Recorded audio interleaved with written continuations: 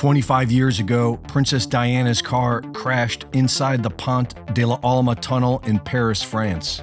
Her lover, Dadi Fayed, died upon impact, along with the driver. And even though Diana survived, it took about 40 minutes to get her from the car to the ambulance. The official story was that they were trying to free her from the car, but several witnesses say that Diana was conscious and unobstructed. Photographs show that the back seat of the car was undamaged, and witnesses were pleading with the police to open the door and help her. Once in the ambulance, it took about 40 minutes for them to choose a hospital, and when they finally set off, the ambulance drove at a snail's pace and made several stops, taking about 40 minutes to drive less than 4 miles. Doctors were turned away, witnesses were strip-searched, cameras were confiscated. No evidence was gathered, no blood samples were taken, and by 3 a.m., the entire scene was sprayed down with high-pressure water hoses. Mercedes wanted to study the wreckage to see why it failed so badly, but they were denied.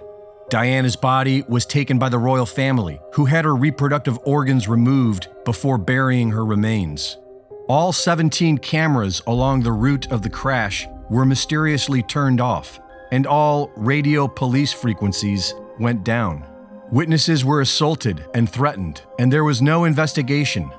Not until the inquest 10 years later, which is when most people learned that Diana had penned a note in 1996 saying that someone was going to kill her in a car accident. This note was concealed for 6 years. At the inquest, experts agreed that Diana would have survived if they had gotten her to a hospital. But the blame was put upon a military-style attack. According to witnesses, a group of motorcycles, along with a white Fiat Uno, worked in concert to crash the car. First, with a blinding flash of light, followed by an explosion from the front tire of the Mercedes. During the inquest, a former MI6 agent described being shown the very same plan in 1992 for a possible MI6 assassination of Slobodan Milosevic, and claimed it was MI6 who killed Diana. Because of all this, the inquest ended with the verdict of unlawful killing, blaming her death on the mysterious military hit squad. But the mainstream media spun the entire thing to make it sound like it was the paparazzi that caused her to crash, which is demonstrably false. And while there was no investigation into finding the members of this military hit squad, 3 years later, the alleged driver of the white Fiat, who had ties to MI6, reportedly committed suicide after being found shot twice in the back of the head and burned inside of his car. During the inquest, many things were kept from the jury, such as the fact that Diana's seatbelt was found to be defective and evidence of the car being sabotaged. Interestingly, these things would have brought more suspicion towards Dadi's father, Mohammed Al-Fayed, who, after turning down repeated offers from the French government to provide security, was solely responsible for Diana's security detail, and at the last minute, had them leave their security detail in front of the hotel as a decoy and take a different car, a car that was recently stolen, broken, repaired, and never checked by security. Left with only one security guard, they were also assigned a new driver. Henri Paul, who had no chauffeur permit, was tied to foreign intelligence services, was seen on camera signaling to someone just before setting off, had received over 50,000 francs the day of the crash. And this was all under the watch of Mohammed Al-Fayed, who was deeply connected to the intelligence community. He was business partners with one of Lee Harvey Oswald's handlers and represented the grandfather of Muhammad Atta. But none of that was mentioned during the inquest. Instead, with the help of pop culture agents such as Howard Stern and Piers Morgan, Mohammed Al-Fayed has provided the world with the cover story that Diana was pregnant with Dadi's child and Prince Philip had her killed because he's racist, which seems like a strange cover story. That is, if you don't realize that the entire thing was a satanic ritual. Rituals are meant to be witnessed, and the death of Diana is steeped in satanic ritual. The royal family, originally known as the Saxe-Coburg-Gotha bloodline, changed their name to Windsor to sound more British. Their inbred family is traced back to Vlad the Impaler, otherwise known as Dracula.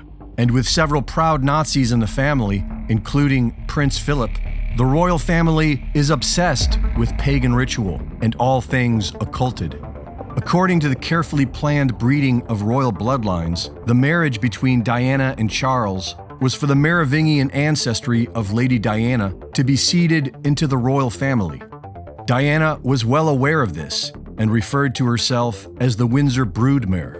They were married at St. Paul's Cathedral, owned by the royal family and built upon the site of a Roman temple dedicated to the goddess Diana. According to occult beliefs, the goddess Diana was Lucifer's consort, and on August 13th, 1313, they produced a magical daughter named Aradia. In Freemasonry, this same trio is known as Osiris, Isis, and Horus. This same ritual is shown in the Roman Polanski film Rosemary's Baby, where the innocent virgin is unknowingly recruited by a satanic cult to mate with Lucifer and spawn a child. After the birth of Prince William, Diana became a threat to the family. She had major influence and used it to shine a light on the family's powerful interests, such as the endless war machine. Her life was being threatened, and she told several friends that the family was going to kill her. Less than a month before her death and after a series of affairs, Diana started seeing family friend Dadi Fayed, and on August 31st, the satanic ritual sacrifice date for the goddess Diana, Diana of Wales was driven out of the way past an ancient Egyptian obelisk and into a tunnel named in dedication to the goddess Diana. Inside this tunnel, Diana's Mercedes crashed into the 13th pillar, where she was kept to bleed to death above a known ancient Merovingian underground chamber for the ritual blood sacrifice worship to the goddess Diana. This is the religion of the world's elite. Prince Philip said he would like to be reincarnated as a deadly virus to wipe out humanity. His underling, Maurice Strong, co-founded the World Economic Forum with Klaus Schwab. And Prince Charles, who brags of being related to Dracula, co-founded the World Economic Forum's Great Reset Initiative. These are the leaders of the so-called New World Order. These monsters are the best that they have. Reporting for InfoWars, this is Greg Reese.